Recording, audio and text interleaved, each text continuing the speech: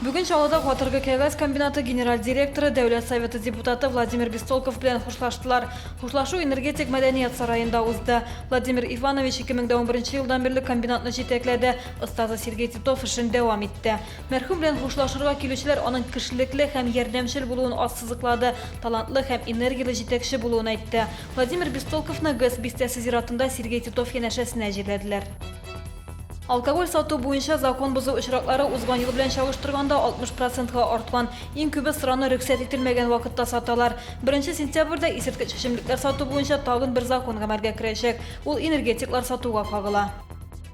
Хокук сакчылары маньякны эзли. Эксгибиционист май ахырында лифтта 16 яшьлек кызга бәйләнә. Икенче очрак берничә көн элек була. Мәйдан территориясендә 18 яшьлек шәһәрдәш зыян күрә. Алар иратны видеоязмадан таный, полиция хезмәткәрләре мәгълүматларга ия булучылардан 02 телефоны буенча шалтыратуларын сорый.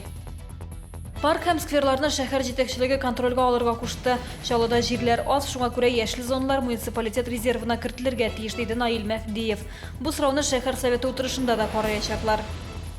Татар телен өйрәнү максаты белән студентлар Төркиядән Чаллыга килде. Чаллы социаль-педагогик ресурслар һәм технологиялар институты Стамбул университеты студентларын кабул итте. Уку 1 ай дәвам итте. Шушы вакыт эчендә алар телне, аның грамматикасын өйрәнергә өлгерде. Бу һәм башка хәбәрләр турында яңалыкларның кичке чыгарылышында 19 сәгать 15 минутта карый аласыз.